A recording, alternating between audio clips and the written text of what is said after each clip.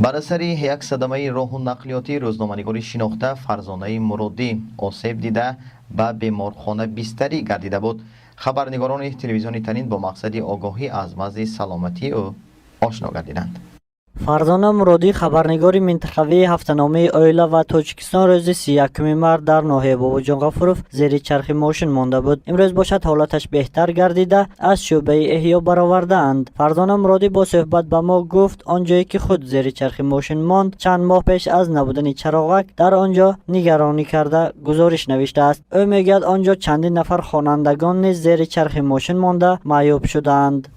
اکنون یک محله کلان تعداد اهالیش راست که حاضر در خاطرم نیست و در مقاله درج کرده بودم. نه یک باغچه دارد، نه در دون محله مکتب دارد. وای کوچه خطرزا بودنش یک تمام نه، اونجا تمامی ساکناش میگن که مثلا میتونه که یک مکتب برای 50-200 نفره مکتب یا آشیانی قلمی وای سازن.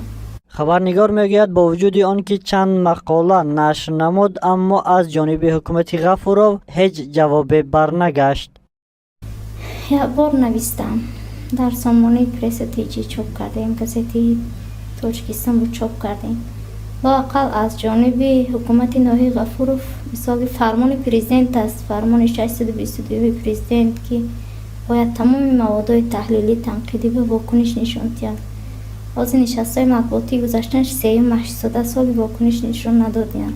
یعنی نشست‌های مطبوعاتی من گزارش کردم. در روز نشست مطبوعاتی هم نظیری به خیستم سوالات دادم. لیکن بی‌پروایانه گفتن که من روز به چند بار خوجان رفته میبینم و نرمال نه همش گفته ده.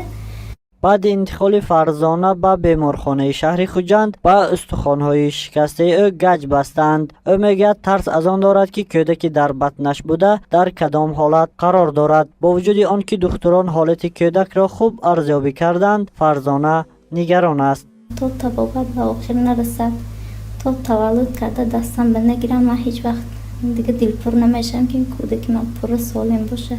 همه روزه طبیبان بیمار را زیر نظارت خود گرفته تشخیص‌های پی در هم می‌گذرانند. برآمدن و یا به اصطلاح جواب شدن روزنامه‌نگار فرزانه مرادی تا حال معین نبوده. طبیب آسیب شناس عزیزخان یوسفوف میگوید امید هست که بیمار به پرگی صحت یابد. اول آمد که تشخیص ما شکست استخوان‌های کارز دردناکش زیاد بود.